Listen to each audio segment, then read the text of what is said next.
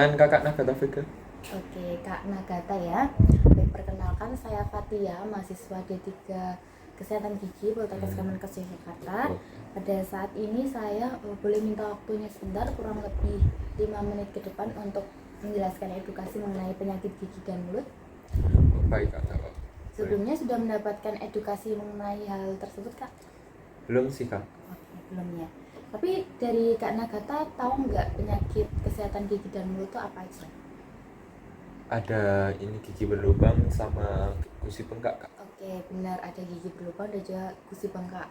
Nah, nanti kita akan mempelajari hal tersebut lebih mendalam dan juga ada beberapa penyakit lain selain itu ya, Kak. Nah, tapi sebelum kita masuk ke topik intinya, saya akan menjelaskan mengenai fungsi dan juga macam dari gigi.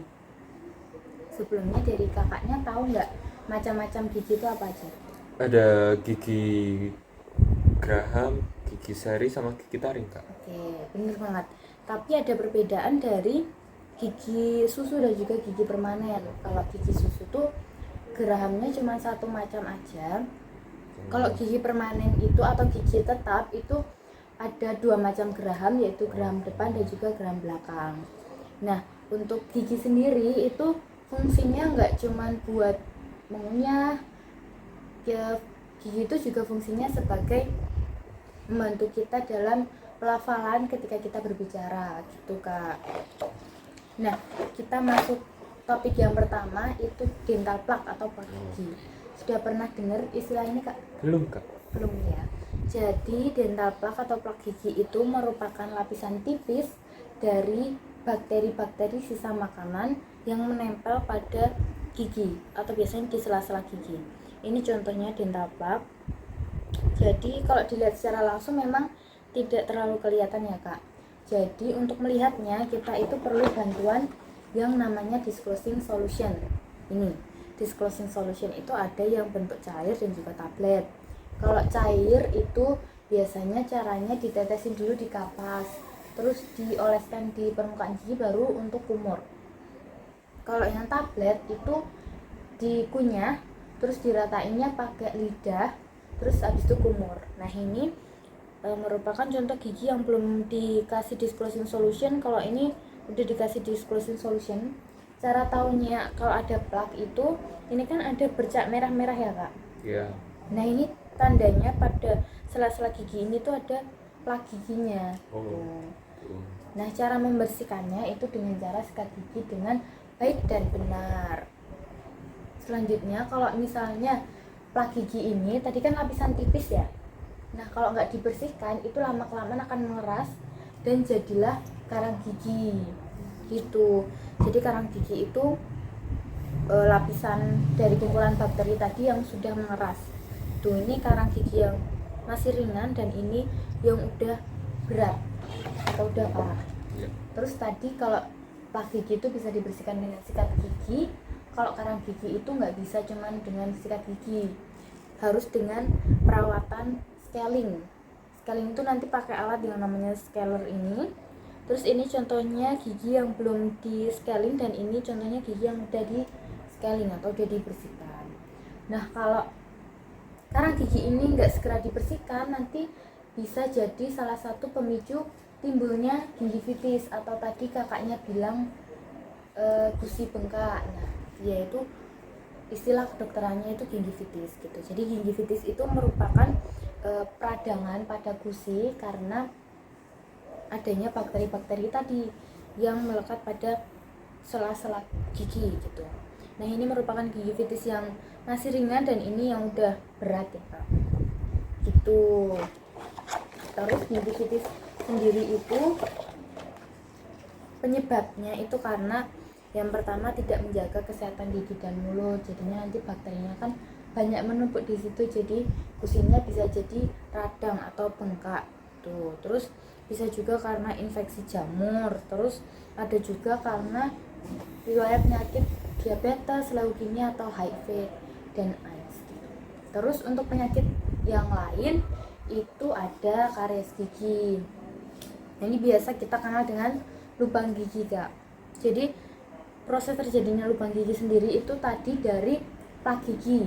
sela gigi itu kan lapisan tipis dari bakteri yang mengendap ya. Nah, bakteri-bakteri itu tuh bersifat asam. Nah, karena bersifat asam, itu lama-kelamaan akan merusak lapisan terluar dari gigi atau lapisan emalnya, dan akan terbentuklah lubang gigi gitu. Kalau lubangnya dari lubang yang kecil, kalau tidak segera dilakukan perawatan, itu lama-kelamaan akan makin dalam, makin parah. Jadi kalau misalnya ada lubang gigi itu segera dilakukan perawatan, penumpatan atau penambalan aja gitu ya Kak. Terus saya akan menjelaskan jenis-jenis dari lubang gigi. Yang pertama itu ada karies emel. Karies emel itu lubang gigi yang masih mencapai lapisan pertama atau masih mencapai lapisan emel. Terus ada karies dentin, itu karies atau lubang gigi mencapai lapisan dentin, ini yang kuning-kuning ini Kak. Terus ada karies pulpa, itu karies yang lubangnya tuh udah mencapai ke pulpa. Nah, di dalam pulpa itu ada pembuluh syaraf. Nah, itu biasanya kalau udah sampai pulpa itu lebih sakit gitu. Terus ada juga karies granuloma, itu karies yang lubang gigi biasa, terus di dalamnya tuh ada gusi yang bengkak atau ada daging tumbuh gini, ini kayak tumor jinak gitu istilahnya. Jadi disebut karies granuloma. Seperti itu Kak.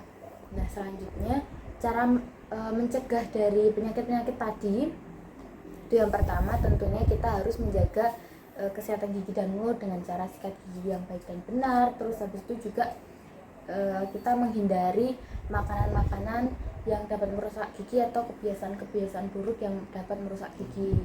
Nah, contohnya makanan yang merusak gigi itu ada soda, karena soda itu mengandung tinggi gula dan juga asam yang tinggi juga. Terus ada makanan yang mengandung pati tinggi, permen lengket, buah kering gitu. Selanjutnya ada juga makanan yang menyehatkan gigi. Contohnya yang pertama itu ada teh hijau, karena teh hijau itu mengandung banyak antioksidan yang dapat membunuh bakteri-bakteri di dalam mulut kita. Terus ada juga produk susu rendah lemak, buah dan sayur, dan juga protein. Gitu Kak.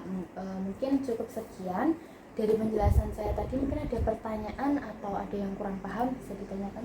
Oh ya Kak, sebelumnya kalau cara untuk menyikat gigi yang benar itu gimana?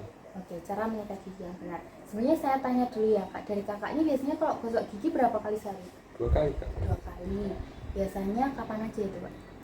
Saat pagi setelah sarapan sama malam sebelum tidur Kak. Oke, sudah baik itu Kak, sudah benar. Jadi memang cara menggosok gigi yang benar itu minimal 2 kali sehari. Yang pertama tuh pagi setelah sarapan dan juga malam sebelum tidur gitu. Nah, terus kalau bisa dianjurkan sikat giginya itu pilih yang bulunya lembut. Terus habis itu pakai pasta gigi yang mengandung fluoride. Terus juga sikat giginya itu kurang lebih 3 bulan sekali harus ganti. Jangan nunggu bulu sikatnya yang rusak dulu baru ganti. Jadi 3 bulan sekali harus ganti gitu ya Kak.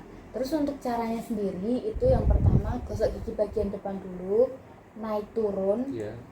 Terus gosok gigi bagian samping, bagian belakang, terus habis itu bagian dalam juga. Dan jangan lupa juga gosok gigi lidah juga, gosok lidah juga gitu Kak. Ini ada pertanyaan lagi? Sudah. Oke, cukup ya. Karena kakaknya sudah paham tadi, mungkin bisa dijelaskan ulang apa yang didapat oleh kakaknya dari penjelasan tadi. Oke, yang saya dapat dari penjelasan Kak Fadia ya. Iya. Tadi sebelumnya ada ini karang gigi itu gimana, kemudian ada apa itu penyakit gingivitis atau radang gusi. Oke. Sama makanan-makanan yang dapat merusak gigi. Oke, benar banget Kak. Nah, karena dari Kak Nagata sudah paham mengenai materi tadi, diharapkan kedepannya juga Kak Nagata bisa menjaga kesehatan gigi dan mulutnya sendiri. Terus bisa menyebarkan informasi-informasi yang didapat tadi ke teman-teman terdekatnya atau keluarga terdekatnya, sehingga dari teman-teman dan juga keluarga terdekat Kak Vega bisa tahu mengenai informasi tadi. Terus kalau misalnya mungkin nanti ada keluhan tentang giginya Kak Vega, bisa juga langsung konsul saja atau dicek dulu di puskesmas atau klinik terdekat. Nah, selain itu juga bisa juga dilakukan pemeriksaan rutin 6 bulan sekali ya Kak. Mungkin cukup sekian yang dapat saya sampaikan, kurang lebihnya mohon maaf. Terima kasih sudah menyempatkan waktunya untuk mendengarkan penjelasan saya. Saya tutup ya Kak. Wassalamualaikum warahmatullahi wabarakatuh. Waalaikumsalam.